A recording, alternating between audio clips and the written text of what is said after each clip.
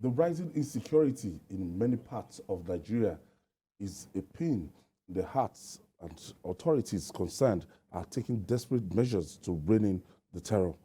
As part of these measures, the Governor of Zamfara State, Bello Matawalle, has signed the anti-banditry bill passed by the State House of Assembly into law amid uproar over his call on residents to defend themselves against banditry. The new law, titled Prohibition and Punishment of Banditry, Cattle Rustling, Cultism, Kidnapping, and Other Incidental Offenses 2022, stipulates death penalty for anyone found guilty of banditry, kidnapping, and other related offenses. Let's hear from Governor Matawalle. The law I have just signed will serve as a legal instrument for prosecuting banditry-related offenders. The new law has provided that any person found guilty of banditry, kidnapping, cattle rustling, cultism, or being informant to the bandit is liable to the death penalty. This issue of armed banditry or insecurity is not somebody who will take it to play politics with it, because armed bandit and the criminal element in the state doesn't know a member of APC or PDP, Christian or Muslim. So today is another historic day. I'm not going to leave any stone unturned to make sure that anybody found wanting should face warrant of the law and order. Maximum punishment there from Zamfara State. Emeka. Well, it's not just about laws, it's men that will implement laws. But I think the governor has come out to take the bull by the horns, because people have been asking, where are the terrorists being prosecuted or convicted? That we've not seen any. The kidnappers, how many have been taken to court? How many have been convicted? So now that he has done that, I hope it is basically for the purpose of dealing with this problem of banditry, and that politics will not be brought into it, because we know politicians, the way, they can, bring things out of nothing. And you see, talking about what he has said about the citizens carrying arms is still controversial, because if you look at the Firearms Act of 2004, I think there's some form of ambiguity there. It says the president can approve licenses, then the commissioner of police can, with the consent of the governor, prohibit licenses. So do we now turn that the other way to say that the commissioner of police, with the consent of the governor, can issue licenses? So I think those, it's interesting that state police is one of the items on the agenda of the constitutional review for this year.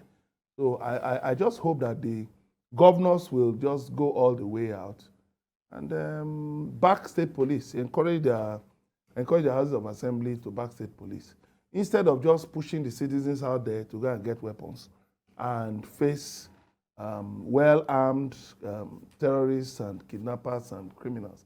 I think the states themselves should take up this responsibility to recruit and mobilize people, mobilize well-trained cadres to go out to deal with this problem. So I think, I commend the governor for taking that bold step, but we want to see action.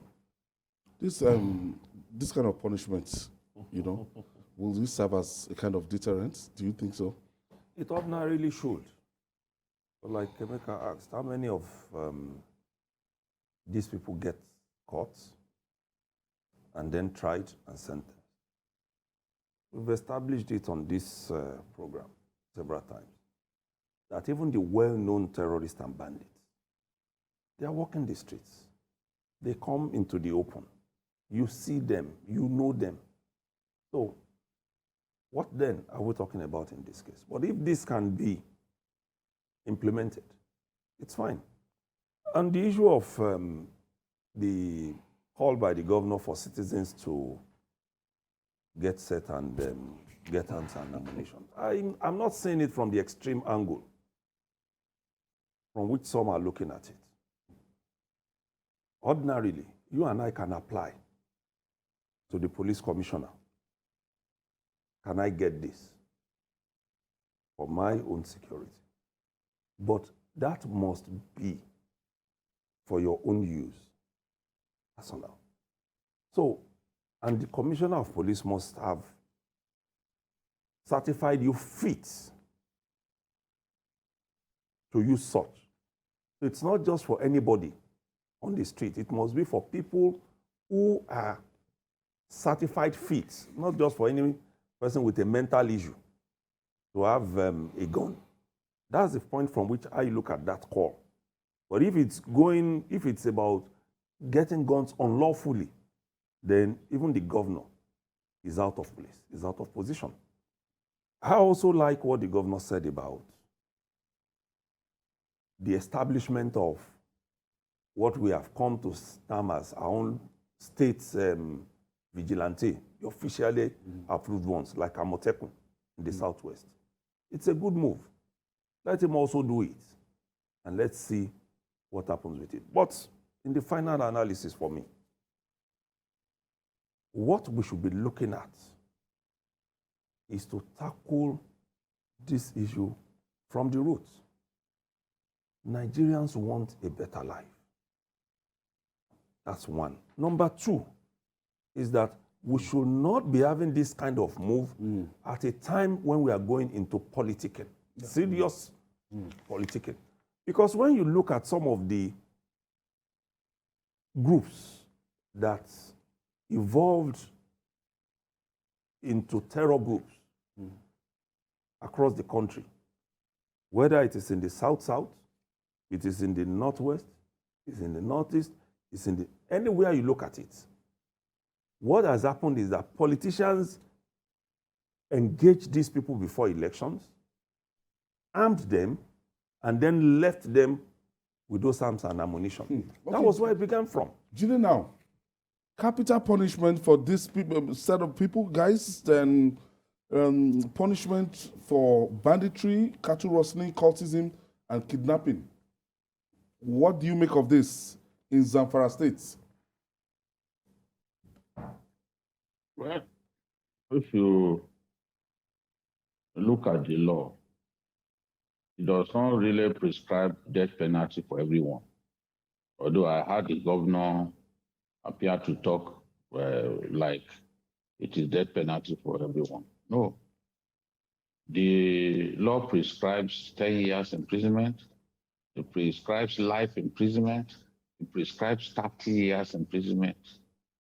So you have jail terms ranging from 10 to 20 to 30 and then life imprisonment. So I don't really see anything revolutionary or anything really new in what the governor has come up with.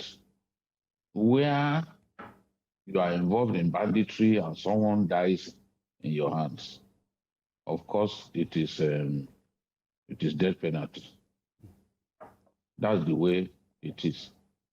To not attempt to solve a problem is bad enough. So I'm happy that the governor has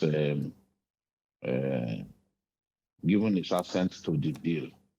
It prescribed death penalty for some level of banditry, from my own understanding. He also wants people to buy arms and have those weapons licensed.